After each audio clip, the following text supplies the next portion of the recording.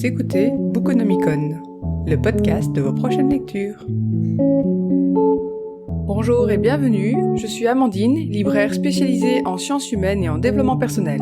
Dans ce podcast, je vais vous parler de mes passions. Le livre bien évidemment, mais surtout les livres de psychologie, pop culture, philosophie, les livres sur le féminisme, sur l'écologie et aussi sur les chats.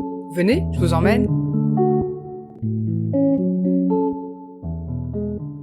Ah, Squid Game, cette série sur Netflix qui a tant fait parler d'elle. En un mois, la série a accumulé 1,650 milliard d'heures cumulées de visionnage. C'est énorme. J'ai personnellement adoré la série, et c'est pourquoi j'avais hâte de découvrir le livre dont nous allons parler aujourd'hui. La psychologie selon Squid Game, écrit par Jean-François Marmion, publié en 2022 aux éditions de L'Opportun au prix de 12,90 €. Attention, spoiler alerte, je pars du principe que vous avez vu la série Squid Game jusqu'au bout, ou que vous vous en fichez royalement d'être spoilé. À propos du livre. La psychologie selon Squid Game m'a permis de me replonger dans cette série que j'ai adorée, mais en adoptant un autre regard. Car finalement, que nous dit Squid Game de l'être humain, de notre manière d'agir en société, de notre rapport au bien et au mal? Qu'on aime ou non Squid Game, la série a été un énorme carton. Et une série qui a du succès dit tellement de choses sur nous et sur notre société, tout comme une série qui n'a aucun succès, mais bizarrement on ne s'intéresse jamais à celle-là. Et ça aussi, ça dit quelque chose de nous et de notre société. On ne s'intéresse qu'aux vainqueurs, qu'à ceux qui font du chiffre. On ne va quand même pas perdre notre temps à parler des perdants. Mais revenons à nos moutons. Pour m'assurer de ne perdre personne en route, voici un bref récap du scénario de Squid Game. La série se passe en Corée du Sud, pays où actuellement de nombreuses familles sont surendettées. Le héros s'appelle Gi-Hoon, un père divorcé qui vit chez sa mère. On va lui proposer de jouer à des jeux d'enfants avec une grosse récompense financière à la clé. Il accepte et se retrouve avec 455 autres joueurs. Ils doivent jouer à 6 jeux différents. S'ils perdent, ils meurent. Gi-Hoon retrouve son ancien meilleur ami, Sang-woo, et se lie d'amitié avec, entre autres, un vieux monsieur ayant une tumeur au cerveau, Il-nam, et également une nord-coréenne réfugiée, Se-byuk. À la fin, notre héros Gi-Hoon est le seul survivant, et il empoche la cagnotte d'environ 33 millions d'euros. Il rentre chez lui, et découvre que sa mère est morte. Sa mère qui nécessitait une intervention médicale d'urgence pour laquelle il n'avait pas l'argent quelques jours plus tôt. Rongé par la culpabilité, il décide de ne pas toucher à cet argent. Un an plus tard, il est invité par Il-nam. Vous savez, le vieux joueur qui était atteint d'une tumeur.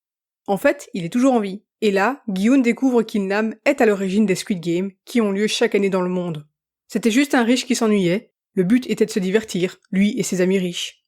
Mais se sachant condamné, il décide de participer au jeu afin de vivre l'expérience en tant que joueur et non plus en tant qu'organisateur.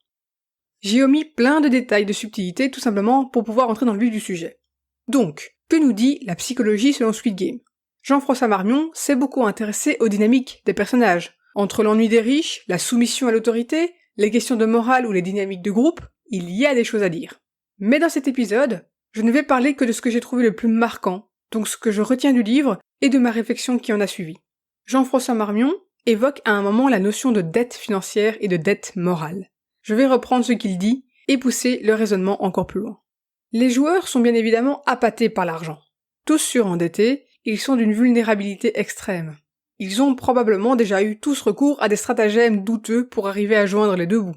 De ce point de vue-là, Gi-Hoon oscille entre héros et anti-héros. Au début de la série, il vole sa mère pour jouer au jeu de course hippique en espérant gagner une grosse somme. Car soyons honnêtes, seul un gros pactole obtenu rapidement le sortira de cette situation. Un travail honnête avec un salaire normal ne suffira probablement pas. Bref, tous les participants sont là pour l'argent, mais ils ne se doutent pas encore qu'ils mettent leur vie en danger, sinon la plupart ne participeraient pas. Arrive le premier jeu, 1, 2, 3 soleils. Quand ils comprennent que perdre signifie être tué, c'est la panique générale. Environ la moitié des participants meurent à ce moment-là.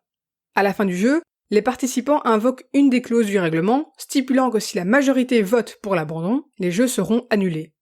La majorité l'emporte, les participants rentrent donc tous chez eux. Mais là, le véritable enfer se déchaîne. Certes, dans la vraie vie, les participants ne risquent pas d'être tués au moindre faux pas. Mais leur vie actuelle est la résultante de nombreux coups du sort ou erreurs de leur part, peu importe, ils sont toujours dans une situation invivable. Gi-Hoon, le héros, en plus d'être surendetté, découvre que sa mère nécessite rapidement des soins médicaux qu'il ne peut pas payer. On leur offre une nouvelle chance de rejoindre le Squid Game, volontairement cette fois, en connaissant les enjeux réels. La plupart des survivants décident d'y retourner. Commence alors le deuxième jeu, où les participants doivent se battre de manière individuelle. Il s'agit simplement d'effectuer correctement une tâche dans un temps imparti. Mais c'est lors du troisième jeu que les choses se gâtent. Par équipe de 10, ils affrontent une autre équipe au jeu de la corde. Autrement dit, gagner implique de faire perdre, et donc de tuer, 10 autres participants. Le quatrième jeu est le pire. On demande aux participants de choisir un partenaire. Le réflexe est donc de s'associer à la personne qu'on apprécie le plus, envers laquelle on a le plus confiance. Une fois le partenariat décidé, on révèle aux participants qu'ils doivent jouer aux billes contre leur partenaire. Le cinquième jeu, rien de spécial, c'est plutôt un jeu de hasard. À l'issue de ce jeu, il ne reste que 3 participants, Gi-Hun, son ancien meilleur ami en passe de devenir meilleur ennemi Sang-woo, et Sae-byok, la nord-coréenne réfugiée. Cette dernière a été blessée par le dernier jeu et est achevée au couteau par Sang-woo. Le dernier jeu, Sang-woo et Gi-Hun doivent donc s'affronter pour déterminer le vainqueur. Ce que je retiens du Squid Game, c'est cet engrenage malsain. Les joueurs sont dans une situation critique. Ils ont besoin d'argent et sont en situation de dette financière. Squid Game leur offre la possibilité d'un nouveau démarrage, de se salir les mains une dernière fois avant de clôturer ce sombre chapitre dans leur vie. Mais au début, ils n'imaginent pas à quel point ils devront se salir les mains. Ils acceptent de participer sans même savoir qu'ils mettent leur vie en danger et que d'autres personnes seront tuées devant eux. Le premier jeu terminé, ils décident à la majorité d'abandonner. Mais leur vie ne s'est pas améliorée pour autant. Sans compter qu'environ 200 participants sont morts lors du premier jeu, ça diminue donc drastiquement les rivaux, et ça semble augmenter les chances de réussite. La plupart des survivants décident donc de continuer les jeux. Le deuxième jeu, comme le premier, n'implique pas d'affronter un autre participant et donc de survivre à quelqu'un. Les participants peuvent s'habituer à ces jeux mortels avant de franchir la prochaine étape. En équipe de 10, affronter et donc tuer 10 autres personnes. Il ne s'agit plus seulement de gagner à un jeu, mais aussi d'estimer sa vie plus précieuse que celle d'un autre individu. Là, nos participants contractent un autre type de dette, une dette morale. Ici, une question se pose. Honorer une dette financière mérite-t-il de contracter une dette morale en tuant quelqu'un ? Mais la descente aux enfers n'est pas terminée. Le troisième jeu a créé des équipes. Le quatrième jeu va les détruire. Cette fois-ci, ils doivent affronter, et donc tuer ou être tués, leurs partenaires. Ici, la dette morale est écrasante. Ce n'est plus une équipe contre une autre équipe d'inconnus, d'adversaires, c'est un individu contre sa personne de confiance. L'équipe permet de diluer la responsabilité. Mais ici, l'individu se retrouve seul face à ses choix moraux et à sa culpabilité. Enfin, le dernier jeu porte le malsain à son paroxysme. Il s'agit d'affronter physiquement son adversaire, et donc de le tuer de ses propres mains. Les créateurs de Squid Game sont malins. Si le premier jeu avait été le jeu de la corde, ou le jeu des billes, les participants auraient voté l'abandon et ne seraient certainement pas revenus. En tout cas, pas en masse. Mais non, les 2 premiers jeux sont pensés pour piéger les individus. Car les 2 jeux impliquent de réussir une tâche dans un temps donné. Pas d'adversaire à tuer, pas non plus de hasard potentiellement mortel comme dans le 5e jeu. Ça leur donne l'impression qu'ils peuvent le faire. Je rappelle qu'entre chaque jeu, les participants pouvaient redemander un vote pour l'abandon, mais ils ne le font pas. Au final, ils ne l'auront fait qu'après le premier jeu, qui est pourtant le moins malsain et le plus honnête en termes de chances de réussite. À chaque jeu, les participants se rapprochent de la victoire et cela rend l'abandon de plus en plus difficile, et ce pour 2 raisons. Chaque participant enchaîne les réussites, le laissant penser que c'est de plus en plus probable de gagner, et aussi parce que c'est particulièrement douloureux de se rétracter après s'être autant sali les mains. Autant que cette culpabilité, ces horreurs qu'ils ont vécues et avec lesquelles ils devront continuer à vivre, aient un sens. Conclusion, au final, c'est le premier jeu qui est le plus difficile. À partir du moment où on a un pied dedans, il n'est plus si difficile d'en arriver à tuer quelqu'un. D'abord indirectement, puis directement. Cet engrenage malsain me fait personnellement penser aux relations toxiques, aussi bien dans le cadre privé que professionnel. Ce n'est pas exactement la même chose, bien évidemment, mais on y retrouve les mêmes idées. D'abord rassurer la personne, lui montrer ce qu'elle a envie de voir, lui laisser l'impression qu'elle décide consciemment de rester quand les premiers ennuis se présentent, et puis resserrer le piège et montrer progressivement son vrai visage. Les manipulateurs et autres personnes de cet acabit savent très bien ce qu'ils font. C'est également un fonctionnement typique des sectes et autres organisations malveillantes. À qui je recommande ce livre ? Bien évidemment, je recommande ce livre aux fans de la série, mais pas seulement. Il y a eu beaucoup de dérives liées à Squid Game, notamment dans les cours de récré. Du coup, la saga a été vivement critiquée, notamment par des personnes qui n'ont jamais vu un seul épisode, ou éventuellement qui n'en ont vu qu'un ou 2. La scène la plus connue est celle du premier jeu, 1, 2, 3 soleil, avec une bonne partie des participants qui meurent fusillés. Mais s'arrêter là, c'est passer à côté de la beauté du scénario, qui peut avoir tellement de lectures différentes. Il y a une véritable leçon sur l'humain dans Squid Game, et le livre développe pas mal d'idées et de concepts intéressants. Pour les plus frileux d'entre vous, sachez que le livre fait moins de 150 pages, ce n'est donc pas un pavé imbuvable, au contraire. Le livre se veut accessible, et vous invite à élaborer par vous-même.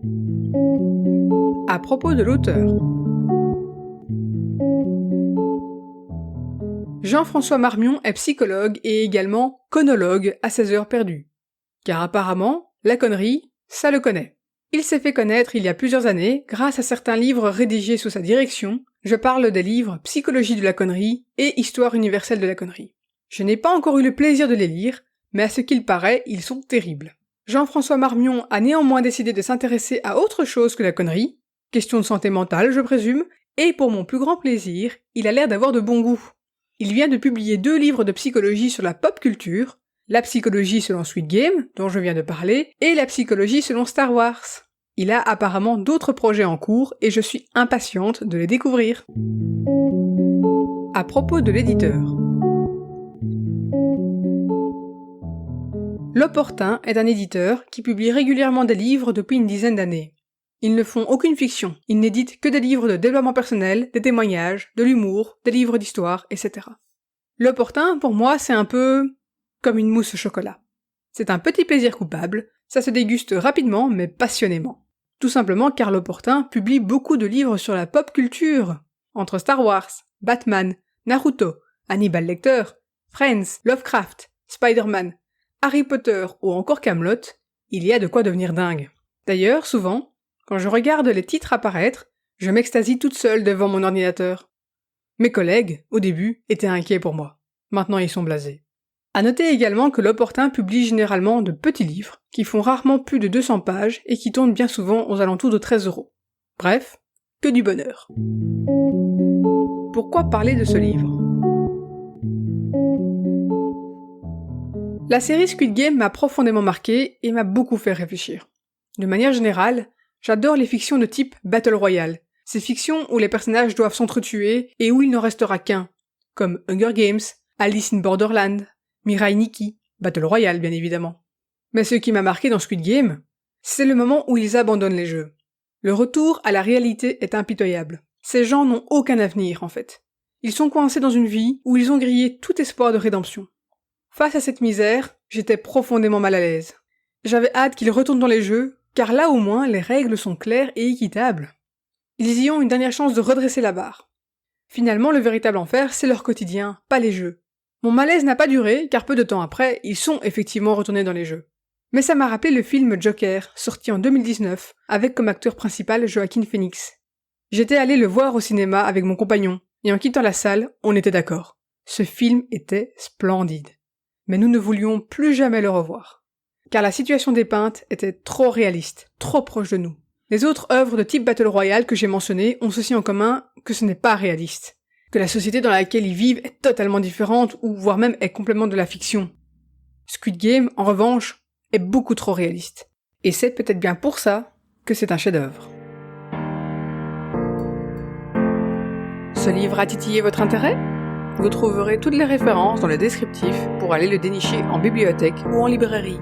Et si je peux me permettre, n'oubliez pas la célèbre formule de B.A. Johnson, acheter, c'est voter. Privilégiez une librairie indépendante à Amazon, vous ferez vivre une équipe de libraires passionnés du livre. Si vous avez des commentaires, des suggestions, des remarques, vous pouvez me contacter et me suivre sur Facebook, Instagram et sur YouTube. C'était Amandine pour le Bookonomicon. À dans 2 semaines.